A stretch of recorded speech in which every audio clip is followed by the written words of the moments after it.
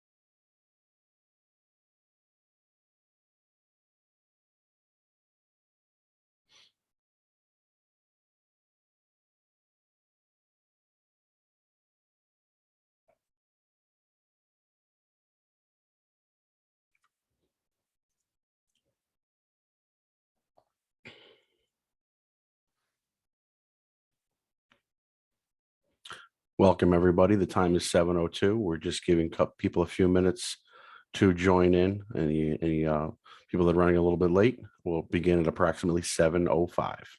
Thank you.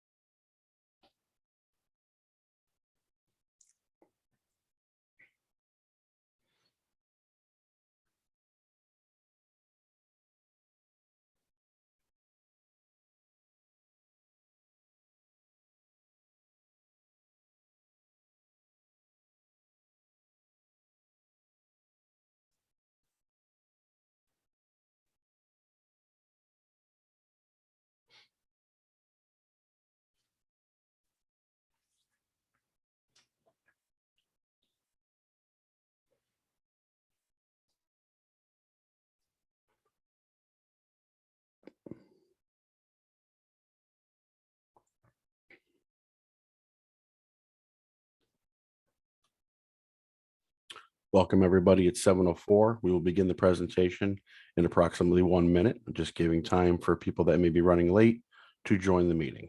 Thank you.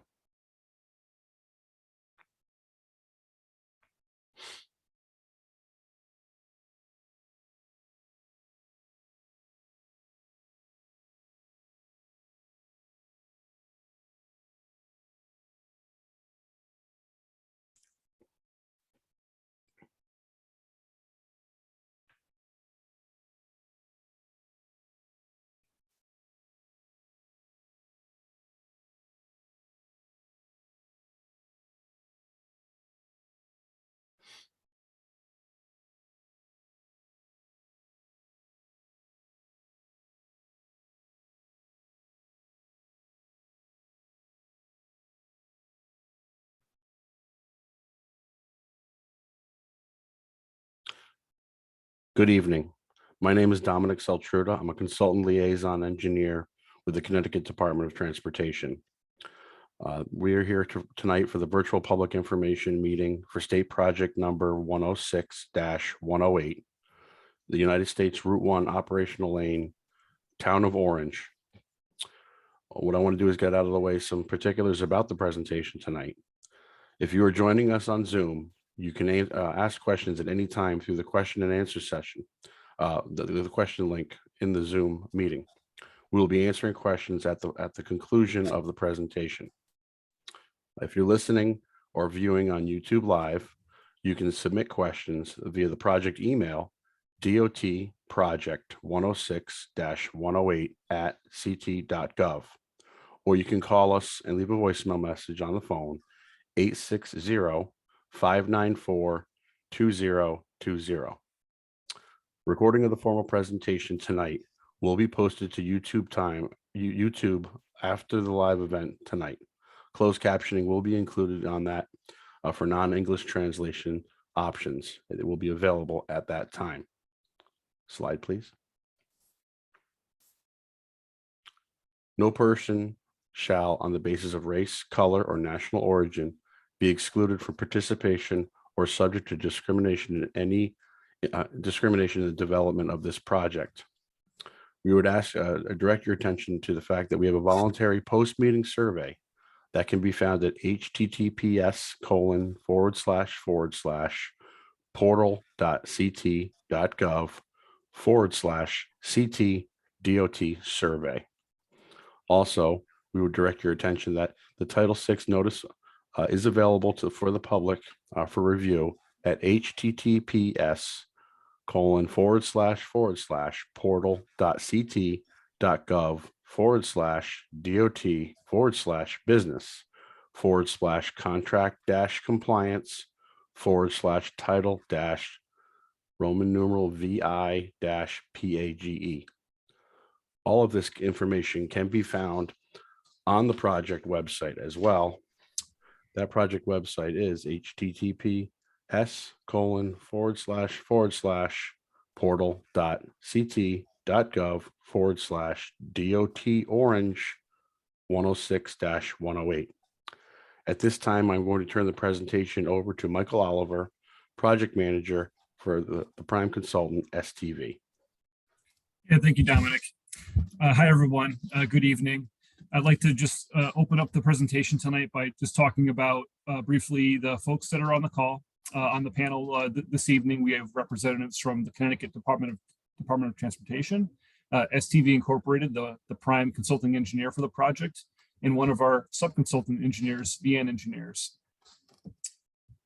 Some of the things that we're going to be rolling through at this virtual public informational meeting is going to be, going over with you the project limits, the details that in the scope of work that's to be undertaken with this project.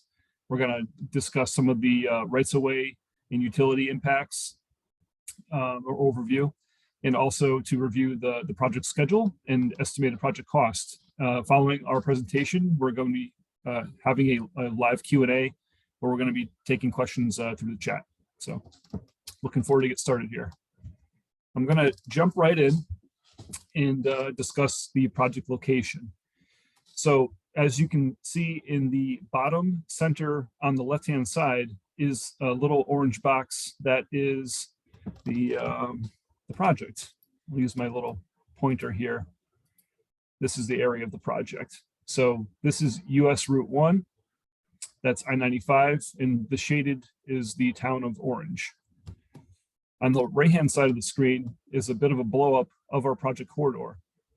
Now, our improvements begin at the Milford Town line to the south and extend north and east up to Lambert Road. There's a couple intersections within the project limits. One of those is Peck Lane, and the other is Orange Center Road. And our project is stopping just shy of Lambert Road. So, getting into a little bit of the project's purpose and need. This project, we're really out there to improve safety. It's a heavily traveled corridor, several intersections, and there's a ton of driveways out there. And, presently there's high accident rates for rear end collisions and left turn crashes. And we're going to talk a little bit more about the proposed improvements, but the key improvement is adding a center turning lane similar to one that was installed a few years ago on Route 1 up the road in Orange. So just digging in a little bit, this project does have quite a bit of history.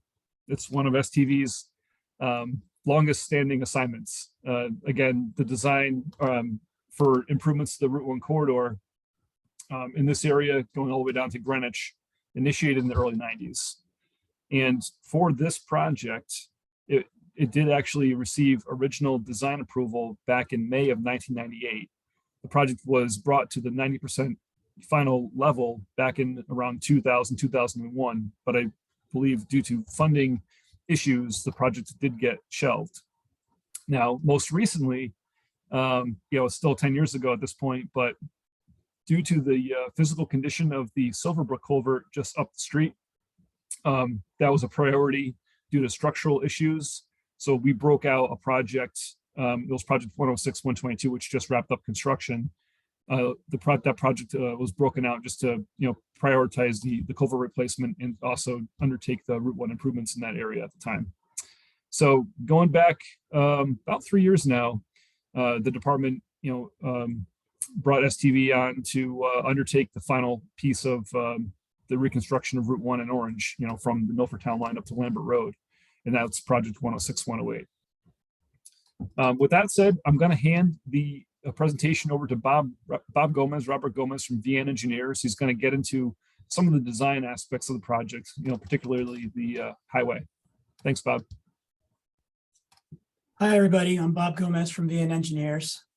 This project, US 1, is classified as a major arterial. It's on the National Highway System. The 2015 average daily traffic was about 22,400 vehicles a day. And the 85th percentile speed are right around the posted speed limit of 40 miles an hour, which indicates to us that there's not a lot of speeding going on on the project. Next slide, Mike. So the reason that we're doing this project is really operationally to improve safety and make it easier to commute through here to get around this project. So on the right of this, you see a heat map that's drawn from the police database of crash database that's gathered since 2015. Between 2015 and 2019, there's been 274 crashes along the corridor between the two intersections of Peck and Orange Center Road, which is really the primary reason to do a project like this. And a lot of those crashes are rear end crashes from the congestion that's on there now. Go ahead, Mike. So we'll walk you through the project from a plan view. So we start out at the Milford Town line, begin projects right near the Raymore and Flanagan there. And we proceed from a 4-lane section, we widen out to the 5-lane section, and we're going to move on to the north. I'd like to point out that there at Peck Lane, we're putting in a new signal system, a new traffic signal system with some corner sidewalks and some pavement markings that will make it easier to cross the street there, along with pedestrian features. Press the button, you'll get a countdown timer and you can cross the street. So these are the improvements that are proposed in this area. And now we'll go to the next slide and show you, continuing along US 1, you can see that we are continuing with this center lane, dual left turn lane, operational lane, and with the 2 lanes in each direction as exists today. There are a lot of driveways on this project. There's over 60 driveways, and we are not changing or closing these driveways. We're going to basically connect the new roadway that's been widened a little bit, expanded to accommodate the center lane, and we'll be redoing these connections for the driveways. So where you see here the stop bars and the black pavement, that's just the connections to the existing driveways. So if you keep going to the next slide, we're coming up on Orange Center Road, and there again we'll be doing another new traffic signal and putting in left turn lanes and doing some improvements on Orange Center Road as well. Next slide. So here's one of the, this is where the Home Depot is. This is kind of a continuation of the previous slide there. You can see one of the operational improvements we're making is a right turn lane that at the Olive Garden there. when you're going southbound. So that's a big improvement from what's there now. There's just a small little turn lane. So anybody that wants to turn right can now get into that lane, get out of the traffic, and allow people to flow through. So operationally, we're going to see a big improvement there. We're also widening a little bit on Orange. We should have another slide on that. So as we continue toward Lambert on the next slide, see there we cross Silverbrook Road, and continuing with the same thought of adding the center lane and revising the driveways. And the next slide shows the fire station near the end of the project, Fire Station 2, and where we tie into the existing intersection just shy of Lambert Road, which has already been improved. And you can see in the aerial here, it's during construction. So that was before. In the current condition, it'll line up real nice with this proposed project with the 2 lanes in each direction with the dual center turn lanes. On the next slide, we have a blow up of what's happening at Peck Lane, where we're, like I said before, putting in the signal and revising the pavement markings, widening a little bit to make it safer and for the turn lanes. And on the next slide, we have the same type of thing for Orange, looking at what's happening on Orange. Not a lot happening on the left side of the screen, just a connection, but on the right side, we are widening a little bit and cleaning up the lanes and making it a little easier to get around while maintaining the existing driveways. Where you see the dark green shading, that's the grading that's being done to connect the new roadway to the existing road. Next slide. So we are going to include some new bus shelters on this project. We've been coordinating with CT Transit and the town, and this is the location, the Namco Plaza, the intersection of US 1 and Peck, the intersection of US 1 and Orange Center Road, and near the Ocean State job lot. We're going to have dedicated benches and the bus shelter there, so it'll be easier to get on and off the buses there, and a little safer too. I wanted to point out that currently we're only doing some minor sidewalk improvements, but as far as sidewalk and pedestrian facilities go, we have been studying the idea of adding sidewalks along this project. This project, like Mike said, started in the mid-1990s when sidewalks really weren't a priority, and now in 2023 they're much more in favor. And we've we've completed a bike and ped survey, needs survey, and we've included a 4-foot shoulder on this project as it is. So if you look down at the section at the bottom on the left there, you'll see the proposed typical section that has 2 lanes in each direction that are 11-foot lanes, very similar to what's out there now, and with the addition of a 14-foot center lane, and then some revising of the outside edges there to accommodate the new 4-foot shoulder. The project currently has about 2-foot shoulders in most areas, in some places a little less. So this is an improvement too from what's currently out there. We are going to include ADA accessible ramps at the intersections. So wheelchairs can move around easily through those areas. And there'll also be ADA ramps and the sidewalk connections to the bus shelters that I mentioned previously. Next slide, Mike. So I'll turn over to Tim now to talk about the culvert improvements. Thanks, Bob.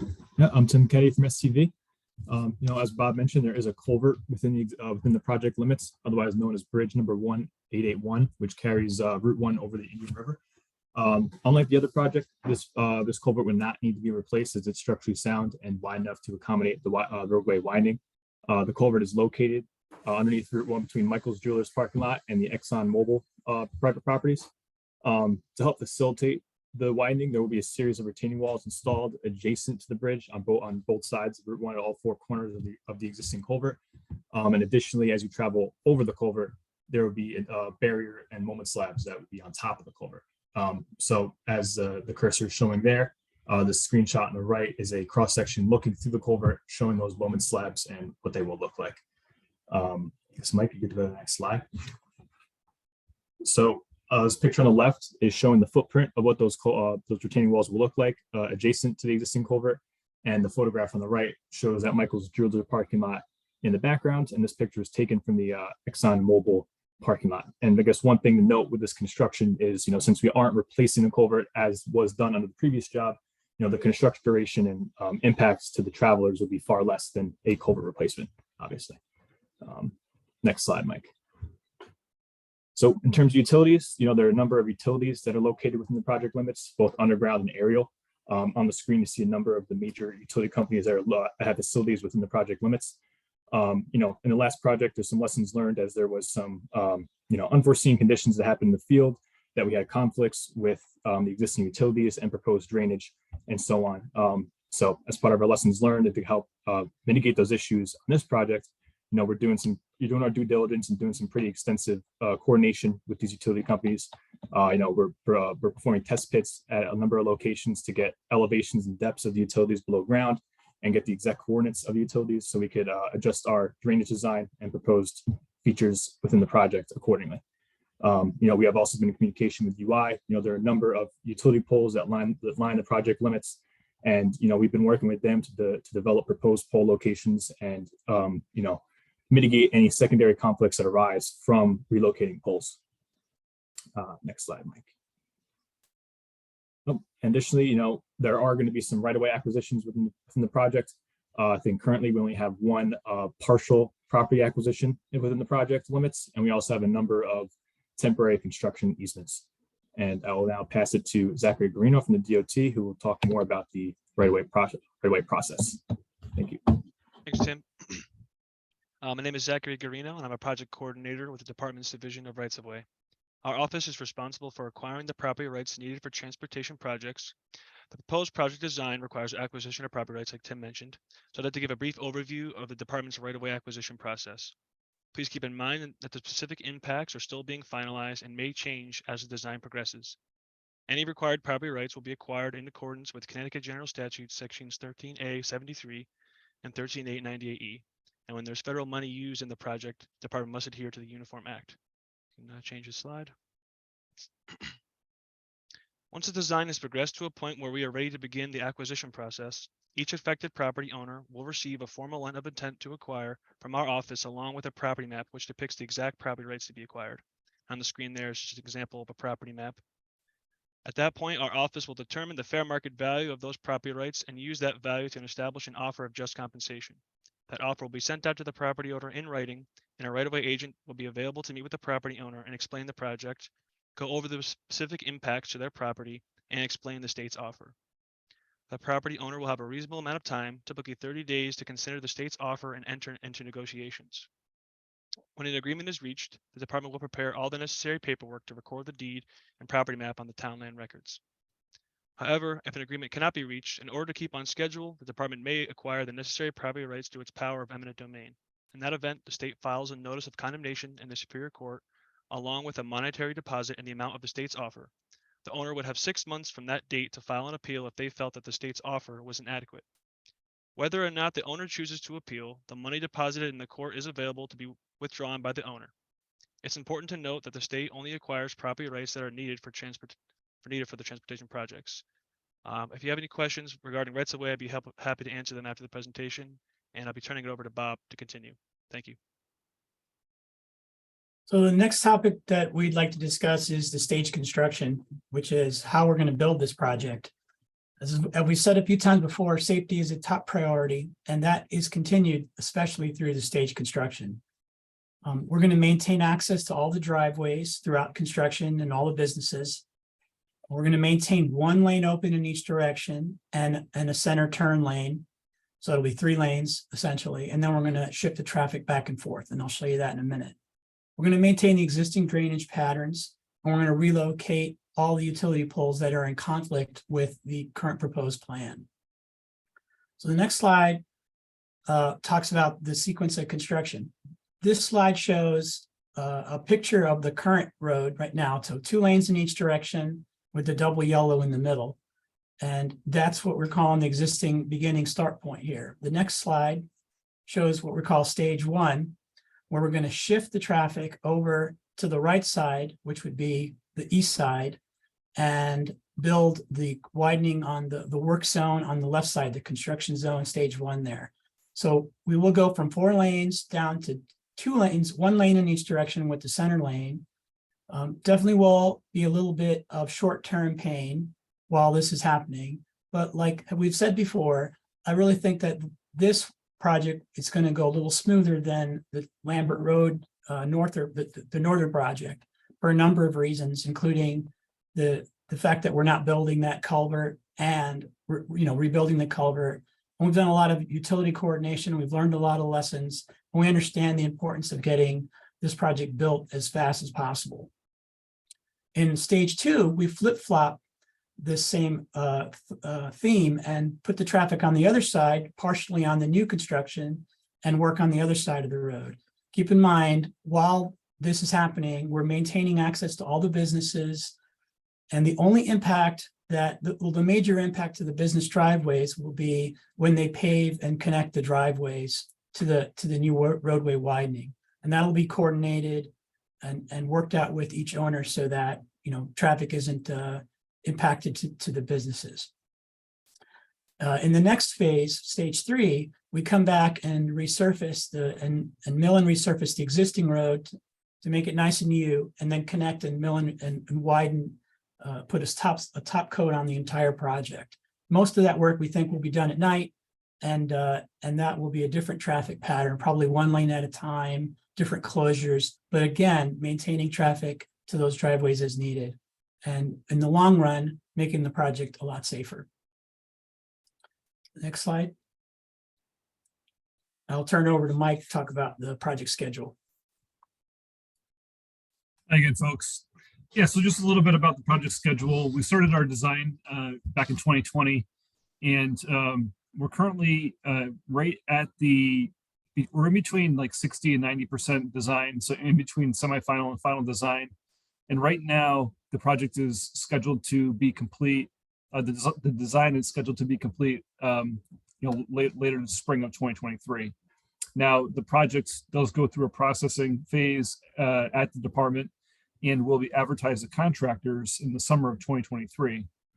Due to the fact that we're not going to start construction in the winter, the construction start date would most likely be like an April start of 2024. So that's a spring of 2024 construction. Due to the scope and length of the project, it's currently set up to be a 2-season project or a 2-year project. And the estimated project cost is between 15 to 20 million. And this project is federal participation funding, so 80% funded by the feds and 20% with state funds. And next, I'm going to hand it off to Michael Chirpek.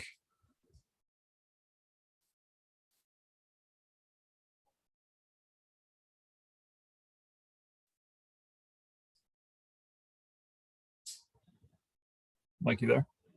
Muted?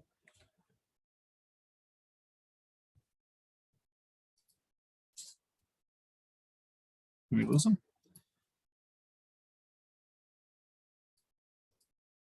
Well, you know what? I guess I can, I'll step in for Mike unless he can pop on. So a little bit about a potential scope change. The potential scope change is the addition of sidewalks within the project corridor. And again, as Bob had noted earlier in the 90s, sidewalks really weren't much of a consideration, but there's been a change in ConnDOT's approach, with the complete streets in pedestrian usability and multimodal with bikes and connections for transit. There's a need to provide complete connections. So something that we undertook about a month ago or 2 months ago at this point is we developed a study to review the cost and the impacts, rights of way, utility, and schedule. So the department is currently undertaking a review of that. I see Mike just popped out, so maybe he can hop in and speak a little bit more to it. But we met with the Town of Orange business community last week, and we brought this potential scope change up to them. And we're really just engaging the public to see if there is interest in introducing this to the project. So, Mike, I see you're on. Maybe you could add a little more. Yes. Can you guys hear me? Yeah. Yeah, sorry about that. I clicked share my video and the whole thing just completely froze. So I don't know how far you got there, so I don't want to repeat too bad. So I'll go quite quickly. My name is Mike Cherbeck. I'm a principal engineer at the Department of Transportation in the Division of Highway Design. Mike and the S team at STV and the team at VN did a great job, I think, presenting this project to you all as we currently have scoped. And that's really where the differentiation becomes with the role of us at the department. We're in charge of the scope and what the scope looks like in STV, and those guys are in charge of performing the design.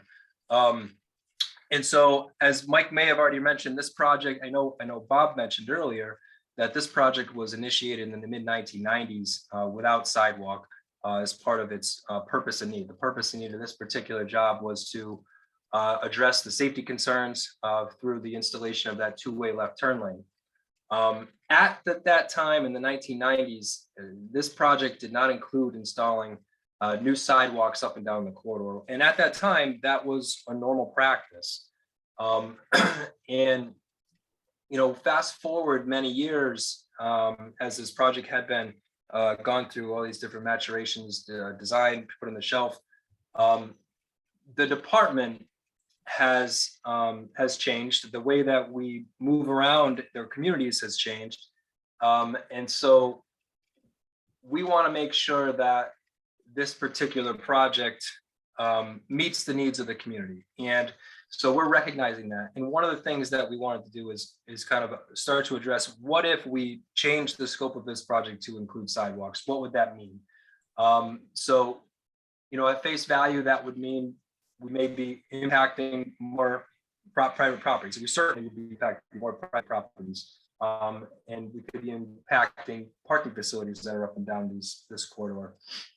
Overhead utilities may be moved further back. And obviously there's a cost when it comes to doing such a scope change. We could be into a schedule delay and we could be into quite a bit of extra dollars required to do this. But none of that is taking away the fact that the department absolutely could do the scope change if it was something that the public was interested in seeing.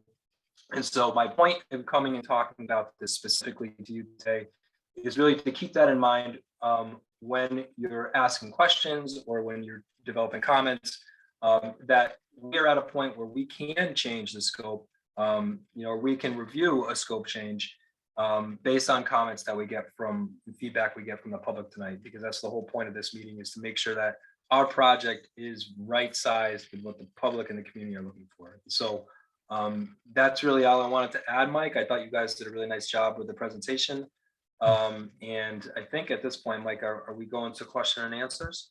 Yeah, I'll pull up the last slide that has some of the project information on it. And I guess, Dom, you got to hop back in MC. Yes, I will. Thank you very much, gentlemen.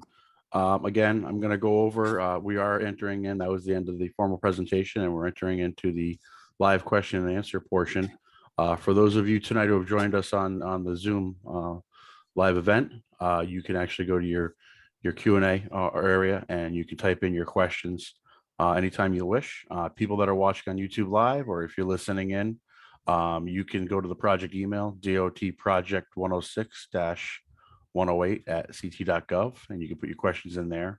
There's a phone number you can call and you can leave a message. We would, if you're going to leave a message on the phone, we would like you to reference Project 106-108, and that's at phone number 860-594-2020.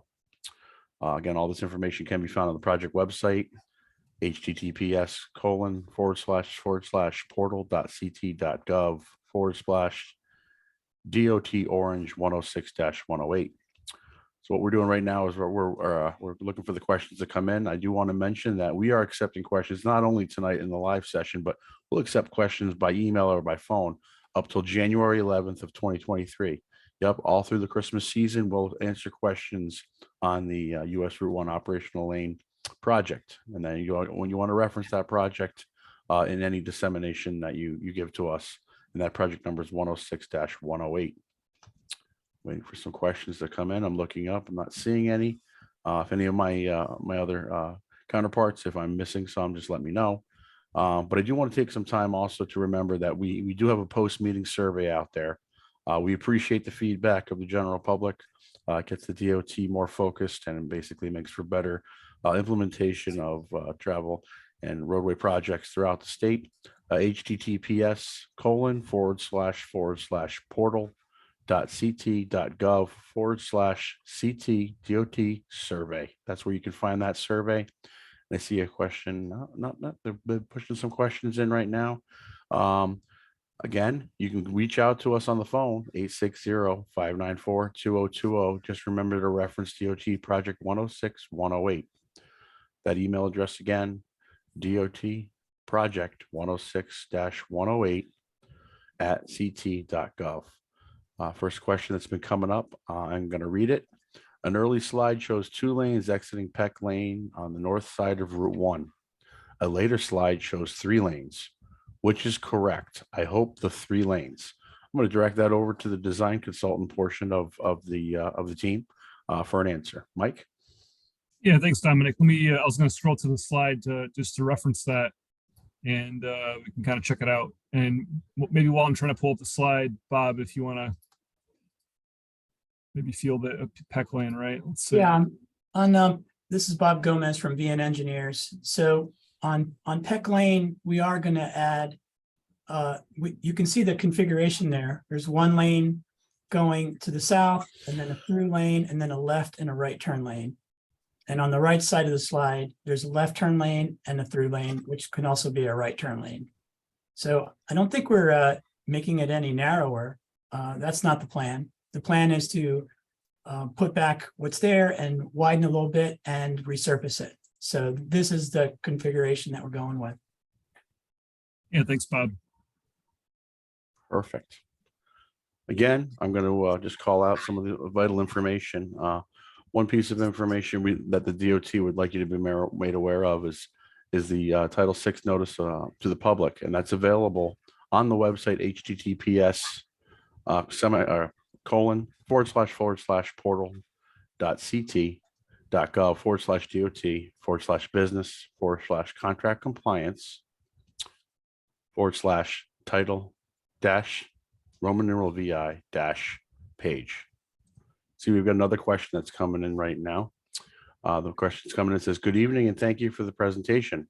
Though the cost has been disclosed as ranging between 15 and 20 million, I assume that there must have been some significant costs to get to this point. Are you able to disclose the accumulated costs? I'll direct that towards the design team. Yeah, I mean, I will kick this one over to the department, but I'll start out by saying that right now, the projected construction cost is on the lower end of that bound. And I think we decided to place a range on it tonight due to the potential addition of sidewalks. So either maybe Brian Natwick could speak a little bit more about the accumulated cost, or Michael Sherbeck.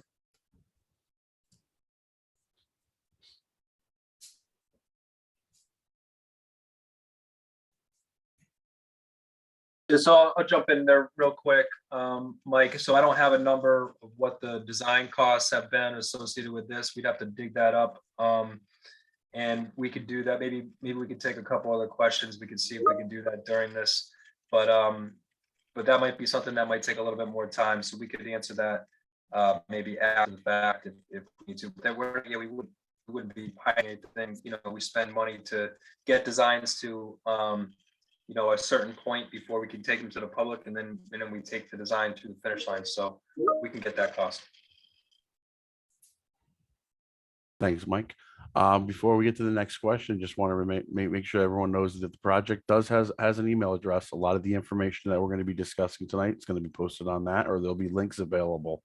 We talked about that Title VI information. There's a link available on that email address. That's DOT Project, all one word, 106-108 at ct.gov. A lot of good information on that website concerning the project. I'm going to go to the third question for the night. It's a follow-up.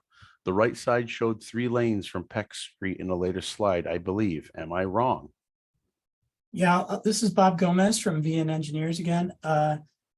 What you're seeing here is the way we have it in the computer model at the moment. So it's 2 lanes that widens out to this intersection to accommodate for the turning lanes.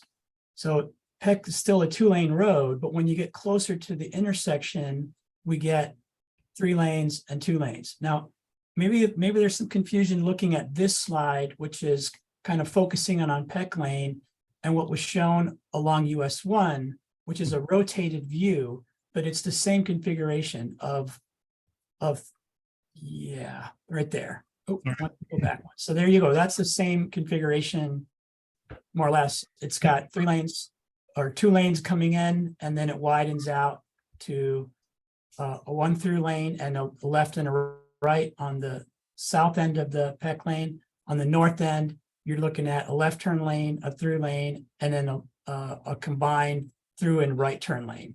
So this is the same.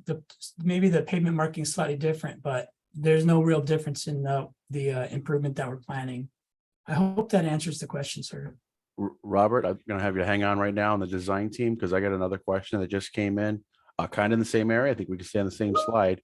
Can you get 3 lanes from Peck Lane coming from the north as well as from the south? This is a source of significant congestion, and the 3 lanes looks like there is room, would be a significant help.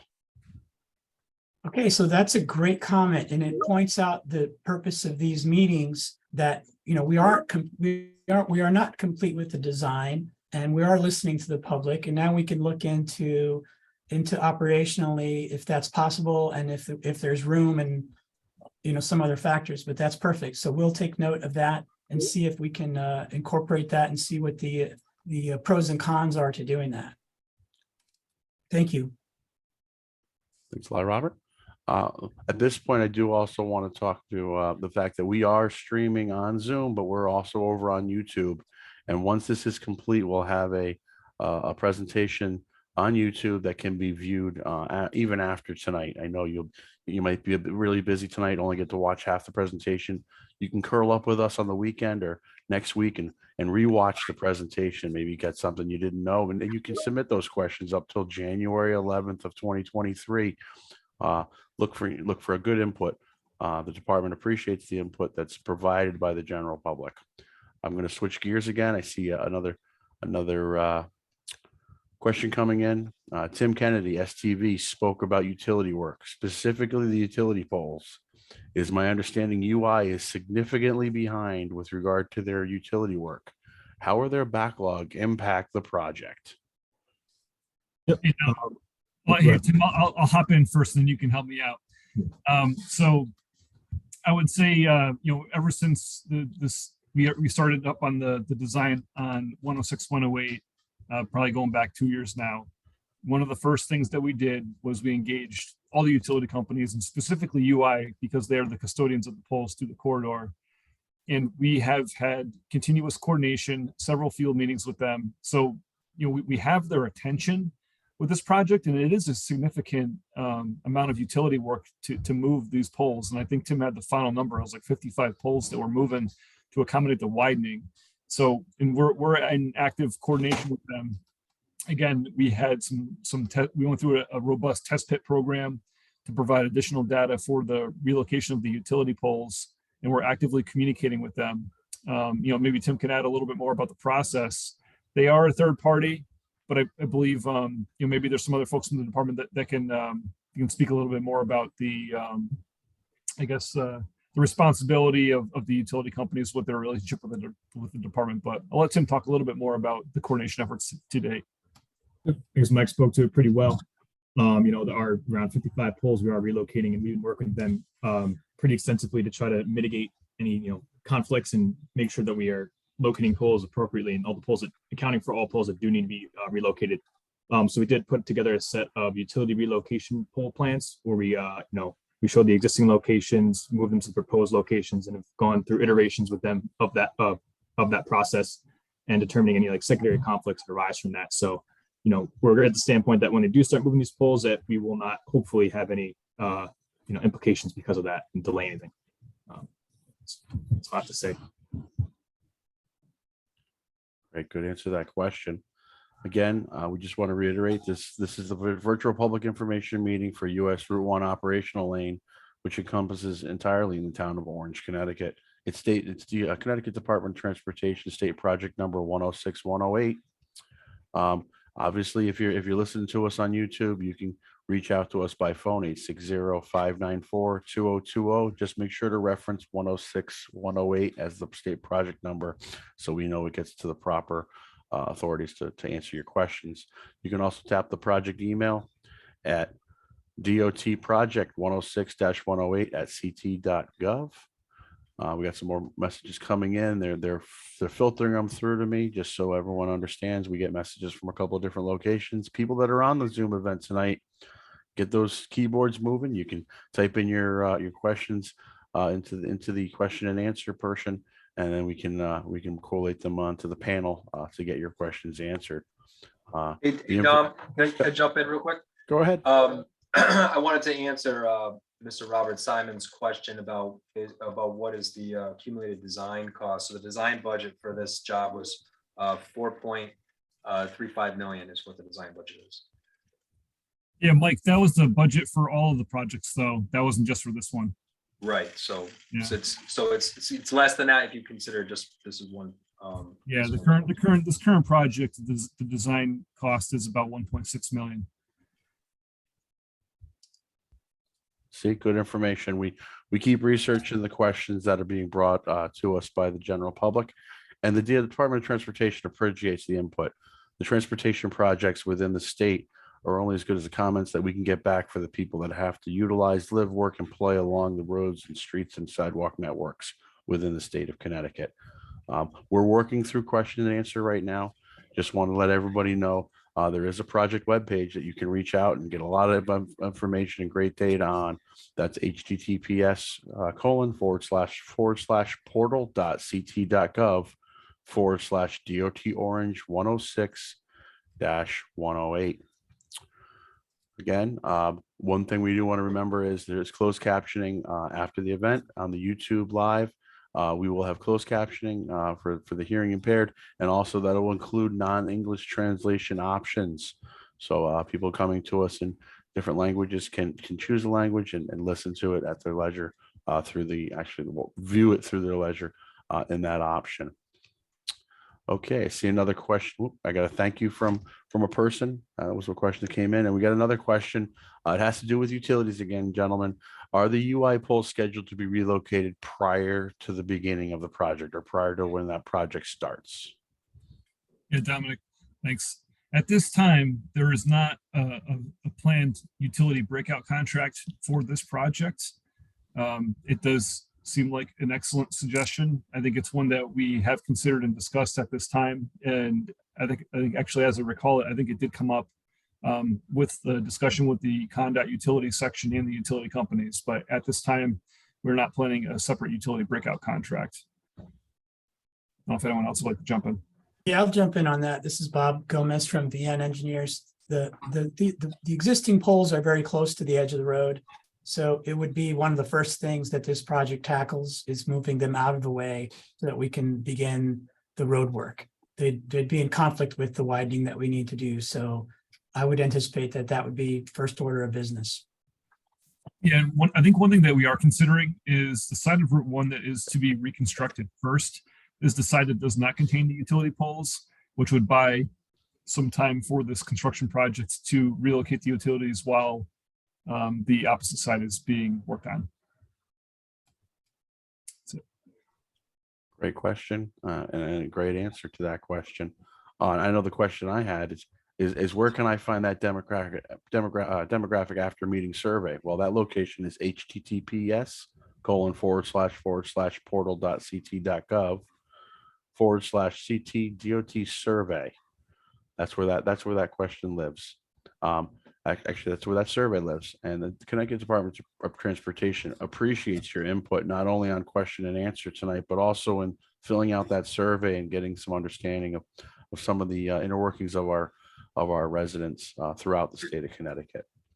If you're looking for Title VI information, it can be found on the website, but it also can be found at https://portal.ct.gov/DOT/business/contract-compliance/title-Roman numeral 6-page. looking up, just trying to see if there's any more questions and answers.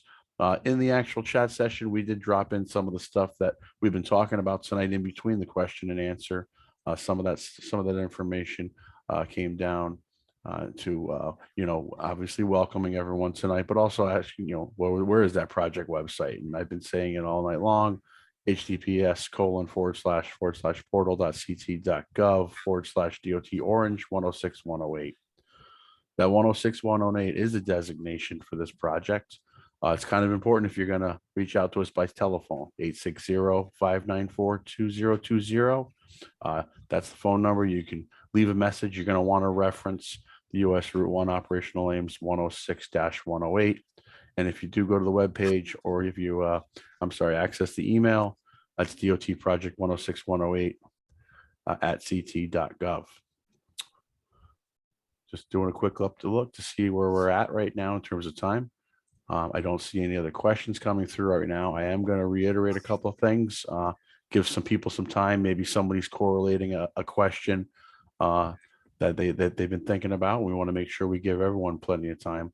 Do want to mention that the recording of the formal presentation will be posted to YouTube after the live event tonight. Captioning, including non-English translation options, will be available at that time. And also, there'll be a link on the website. What's that website's address?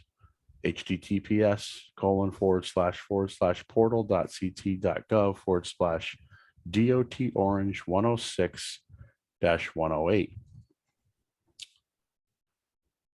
Seeing any other questions? We'll give it another 5 minutes. We'll see if any Q&A comes into the Q&A session. The attendees, everyone looking pretty out there right now. One thing I'd like to remember everyone to understand that the project website, a great place to go for information on this project. It takes you to a lot of different links. It does provide the email and the phone number that we've been talking about, but it does provide other critical information about the project.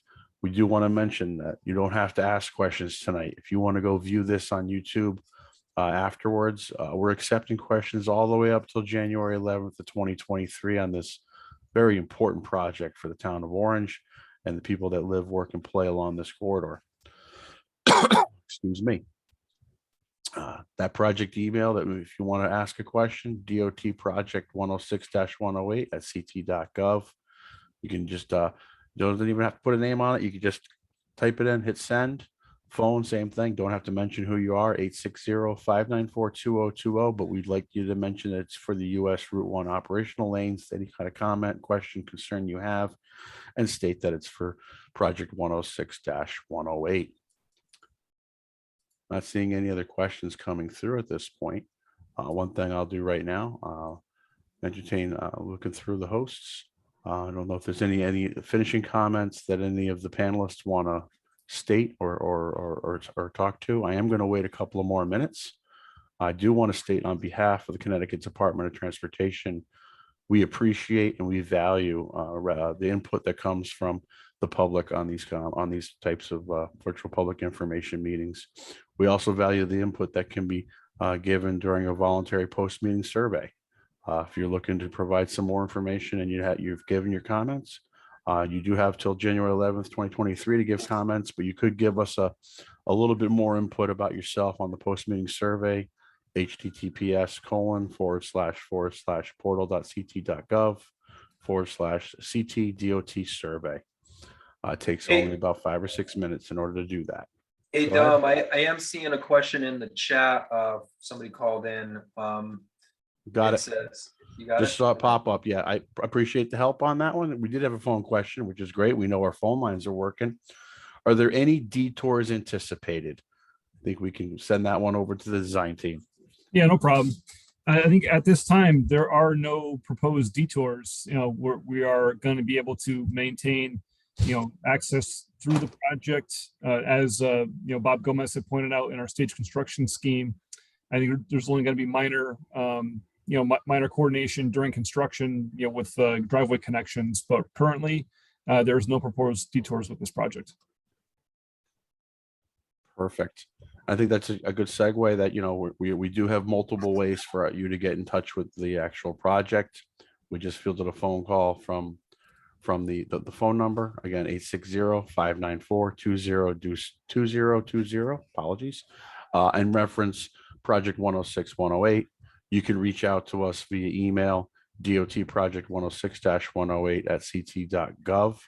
That's why we kind of do a little stalling and giving you some required information, because sometimes we want to get those questions. There's no such thing as a bad question, and we gain a lot of valuable feedback and data from the general public when we do these question and answer sessions. Again, I want to thank the participants tonight, as well as people that called in, took some time out of their busy schedule. The Connecticut Department of Transportation appreciates people's active participation in the transportation projects that affect all of our lives, and we feel very grateful that we get input and feedback from the general public on important projects like this, especially this one being totally in the town of Orange, Connecticut. We're going to hang out for a couple more minutes just to make sure that we can check all of our different aspects and ways that we can gain information. Again, those of you on Zoom, you can go into the question and answer and post a question, and we can answer that. But we also have to remember we have those YouTube live people, and we have people listening in to the call just by listening in without going full Zoom. They can reach out 860-594-2020. And they just want to reference the 106-108 project. They can also reach out by DOT project 106-108@ct.gov. They don't have to do it tonight. We're going to be around for a couple of more minutes, but they can share their questions all the way up till January 11th of 2023. And we got to also remember, we can review this recording of this formal presentation. It will be posted on YouTube after the live event. Closed captioning will be included for non-English translation options. They'll be available at that time. One thing I do want to talk about real quickly, haven't talked about it in quite a long time, is that voluntary post-meeting survey. Your input is very well appreciated with the Connecticut Department of Transportation. You can go on https://portal.ct.gov/Connecticut CT DOT survey. Takes 5 minutes, gives us a lot of valuable feedback. There is a link to that on the actual website for the project as well as the Title VI notices for the public. They're available there. Probably should talk about the Title VI in terms of civil rights. We stated it earlier in the meeting. No person shall, on the basis of race, color, or national origin, be excluded from participation or subject to discrimination in the development of this project. With that said, don't see any other don't see other answers, questions. I'm checking the chat. In the chat, we have some valuable information as well, but I'm also keeping it open. We're coming up on the 8 o'clock hour. I will open it up to the panelists to see if there's any final remarks. But before I do, I will thank everyone on behalf of the Connecticut Department of Transportation one more time for their attendance at the virtual public information meeting for US Route 1 operational lanes. Yeah, Dominic, I'd like just to say a couple words, and it has been a pleasure this evening to present this project. You know, we're very proud of this assignment, and we're excited for the community of providing a safer travel way and introducing some great operational improvements that's really been coming to the corridor for a long time. And we presented to the town last week with the business community, and most folks were excited about this project. So we're excited to wrap up our design and get the project built for you folks. So thank you.